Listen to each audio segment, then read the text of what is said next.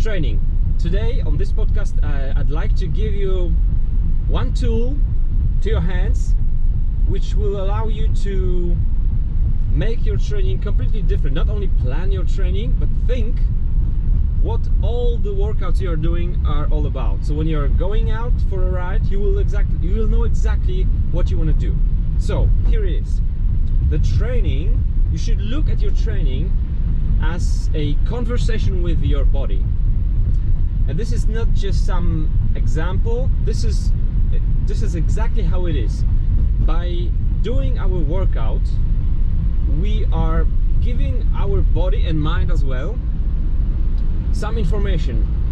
Examples, 3 examples I've got for you. Number 1, let's say on today's ride you are doing 3 tempos, each one 15 minutes, just below your threshold. What does it mean for your body? It's the info for your body to build your aerobic engine, to make your body cells, the whole system, ready for higher level of lactate, and to deal with the lactate. Not only like flush the lactate out of your system, this is also the fuel. Lactate is still fuel, but to just handle better with higher level of lactate, and also to be able for your body to ride at higher speed, producing less lactate than before. So those 3 tempo rides, 3 tempo intervals are very specific info for your body. Your body will know how to react. Your body will be able to adapt to what you've done. So it won't be too much info. The info will be understandable, and your body will react for this info by rebuilding the muscles, the cells, the mitochondria, and so on, the whole system. Your mind also will adapt for longer duration of pretty painful ride or workout, intervals, tempos. So that's number 1. Example number 2. Let's say you are doing 3 series of 5 2-minute intervals, VO2 max. What kind of info is that? Well, it's the info for your body to build the capacity for accumulating, for getting the oxygen into your system. So your body cells, or your whole body, will be able to get more oxygen in time for your body weight.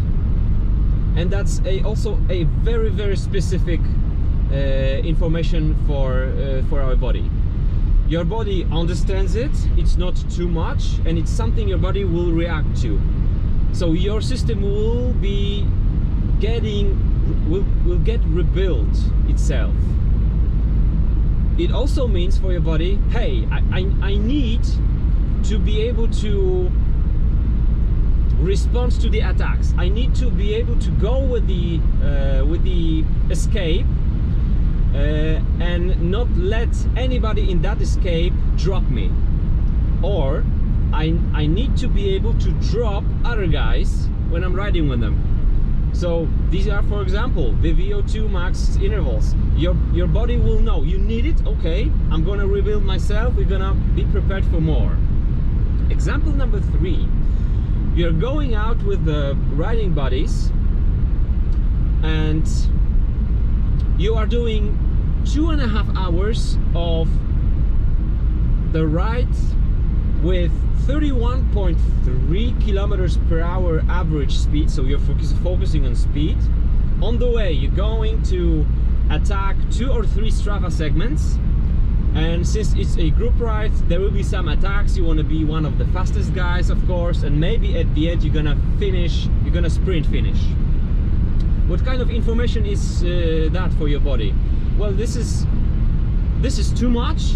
This is not for your body to understand, not to adapt to and not to respond to. This is stupid training. This is not even gray zone training. This is too much, and this is very, very, like, your body will be asking questions. Why? What are we doing? What are we training for? Are we gonna train for long rides? Are we gonna train for short attacks, for sprint finishes, for speed, for endurance? This is the conversation with your body. So, you know, I've been thinking much more about it, and I've been implementing that into my workouts now, being very specific. So instead of doing something in zone 2, something in zone 3, something in zone 5, I'm either focusing on zone 2 or zone 4, or doing very, very specific workouts. Like right now it's December. For a couple of weeks already I've been doing zone 2 training, and I see already my body adapting to it. Now this is Monday now, just before the Christmas, 23rd of December. I started the recovery week. So today, tomorrow I'm not riding, because I will be riding like 1,000 kilometers a day in this car. I'm gonna pick my dad, my uncle from far away and bring them to the Christmas. So Monday, Tuesday I'm not riding. Wednesday something very, very light. Then Thursday I'm gonna be doing a cold water immersion and also 90-minute zone 2, and then we'll see what I'll be up to on Friday, Saturday and Sunday. But one of those days, no, actually I think after Sunday, I'm gonna do my FTP test. I expect my FTP to raise just a little bit, but my body will be prepared for much more training load. And so the next week, after this recovery week, so I'm saying to my body now, okay, let's rest, let's rebuild everything, and next week we're gonna do same stuff, zone 2 training, but just a little bit more hours. So that will be week 1 in the next period. Let's say I'm gonna do 12 hours, then week after that I'm gonna do maybe 14 hours, and week after that 16 or 18 hours, and then another rest week will come. Zone 2 only.